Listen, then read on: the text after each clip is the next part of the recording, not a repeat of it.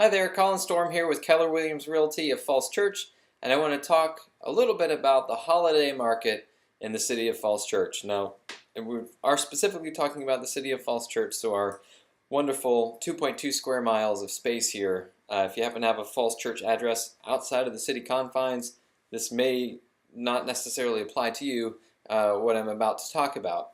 Now, there's a couple different opinions when it comes to real estate in the holidays, and do you list, do you not list, do you stay on the market, do you pull your home off the market to get through the holidays and put it back on in the spring? And I'm going to say today that I think that maybe kind of depends, and it depends on when you're talking about. I think unfortunately if you have your home on the market now, you could probably make the strongest argument that if you're going to in fact pull your home off the market for a bit, now is probably not a bad time. However, if you had been on in November, coming into the Thanksgiving holiday, possibly not the worst time in the world to have your home on the market. And we're going to have a look at why. So up here we have the past 3 years worth of data for the city of Falls Church. Now it's the market activity data. So active sales or active listings during the course of the month, and then closed sales that occurred during that given month. Now, one thing we need to keep in mind while we're looking at these two lines side by side is that the active listings is more real time. So at the end of that month, that's how many active listings there were when that month closed out. Now, closed listings is taking account of how many listings closed during that month. So it could have been on the first of the month, could have been at the end of the month. But what's important to note is that means they went under contract. Now this is actually settling and closing, keys exchange hands. So those would have gone under contract the month before, or even the month before that. So as we're looking at, just to go right to the beginning here, the December 2012 closings, and the closed sales are here in purple or blue or whatever color that looks like on your computer screen. Closed sales in December of 2010 were 10. Which again, we're talking about the city of Falls Church, 2.2 square miles, 10's not a bad number. You can see for the year, we're not looking at a whole lot more than that at any given month. So 2.2 square miles is not going to produce big numbers. So here we go. So 10 closed sales in December. So that means they went under contract in November. And so getting into the Thanksgiving holiday, people kind of wrapping up that fall push back into school or whatever the case may be, and starting to ramp it down into that first holiday, people were going under contract, homes were going under contracts, getting ready to sell. And you'll see, if we look ahead, there's a little bit of a trend. Now, it's not a huge uptick in 2013, but closed sales were down in November and then had a little bit of a peak again in December. And 2014, a much bigger peak, down again in November, but then a peak in December of 12 sales. So again, homes that went under contract in November.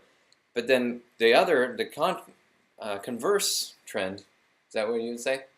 The opposing trend, maybe? Why I say you might not want to be on the market now, as we're just out of Hanukkah, heading into Christmas, into the New Year, it just plummets. So January closed sales 2 in 2013. January closed sales in 2014, 2. January closed sales in 2015. I skipped 2014 somewhere along the way. There we go. Yeah, well, I was right. So I skipped it somewhere along the way. Anyway, 2015, 5, really, really plummeted. So those are homes that did not go under contract in December if homes were on the market.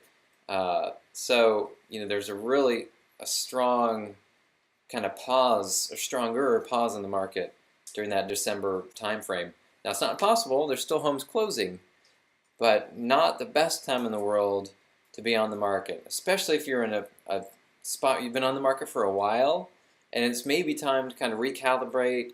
Maybe we need to restage the home. Maybe we need fresh photos. If you want your photos to be, current. So if you're still showing the, flowers and green grass, maybe have a couple of those to show what your house looks like in spring, which is on the horizon, but you want them to be current.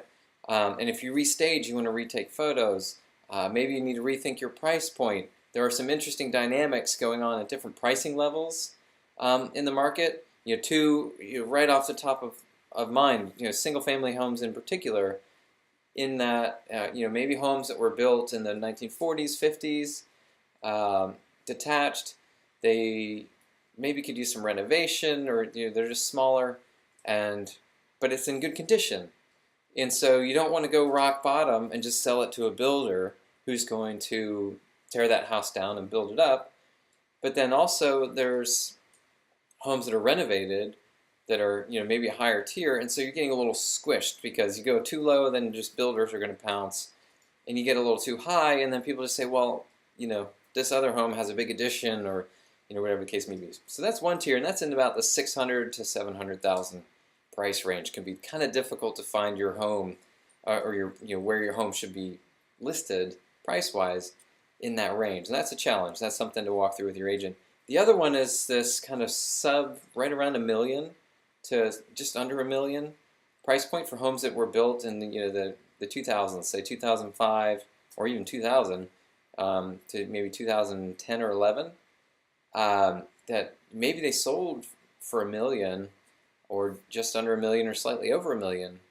But now more and more of these homes, the previous ones I mentioned, are being torn down, and they're not very large lots, so it's not terribly large homes being built on, but they're new, and they've got a lot of square footage, everything's fresh, and it's happening a lot, as you well know. And that's pinching those folks who bought during that time frame these larger homes and that kind of $1 million price point, or again just slightly below, and that's kind of squeezing. And so that's something to consider when if you've been on the market for a while, if that's the position you're in either of those circumstances, it may be a good time to step back and have a look at where you are in the market, and recalibrating maybe on the price expectations. Or, and this is where I am philosophically, you pull off, well, you hopefully would start on the right foot, first of all, but if you're in a position where you need to pull off and recalibrate, you really you put your best foot forward. So if you're asking $675 and that's a challenge, and you're getting a pushback on price, what can you do in the home to get people over that hump? What kind of staging can you do? Do you need to do some painting? Do you need to remove some of the personal items? Do you need to get a storage unit and depersonalize the home a little bit, clear up the space, let people see the home? Do you need to do some just basic landscaping to kind of freshen up the outside? Do you need to make it accessible on top of all those things? Give people access again. So refresh the open houses, get your online marketing campaign back up to snuff and really going full force as kind of a relaunch. So if you refresh the house, you can relaunch your marketing campaign and really hit Facebook hard, get the online advertising hard, and get the open houses going again, have another brokers open, get agents in there again, refresh that that marketing approach, or that sense of the market, sense of being available. And if price, you're kind of stuck on price, that's the only way to really kind of maybe give yourself a chance of getting over the hump, is really stepping back and refreshing that home and having a look at what you can do in the house and in the marketing. And that's just my 2 cents there. But back to the current market again, just the holiday market in Falls Church. Philosophically, I think we're seeing a trend that moving forward in the years to come, this is 3-year data, we kind of do see a little bit of a track record. November, that kind of time frame, late October, not a bad time to be on the market. Inventory's dropping, and there's still people out there looking, and so closed sales do go up. And then once you get into December, that's a little tough. You can either ride it out and hope to get into January, February, March, but those days on market really are going to send people hunting for a deal. So if you're able to, not everybody can, if you're able to pause, pull back, and go back on the market, that might be the best thing for you.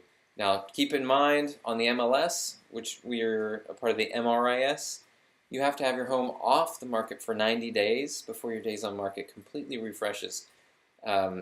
So some people will wait exactly 90 days for that reason, but not everybody has that sort of flexibility and luxury to be able to do that. If you're in a position where you're thinking about selling, or you had your home on the market, pulled it off, and not quite sure what your next step is, and you're not currently working with an agent. If you're currently working with an agent, by all means, keep teaming up with them, come up with a strategy, come up with a plan. If you're not working with someone, happy to talk to you about what your plans would be moving forward and how to kind of recalibrate where you are. Or if you're coming onto the market for the first time, how to really prepare now to hit that spring market hard. As we can see, the spring market is, in my opinion, and the predominant opinion nationwide, the best time to be on the market.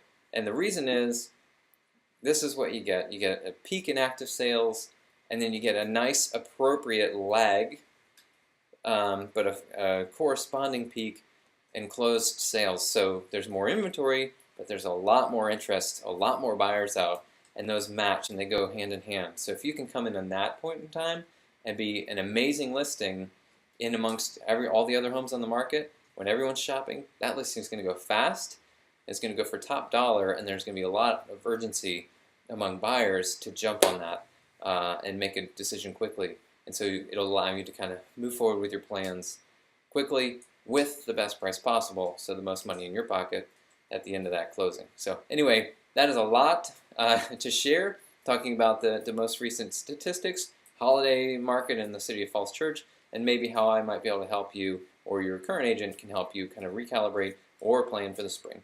Thank you so much. Colin Storm, Keller Williams Realty of Falls Church.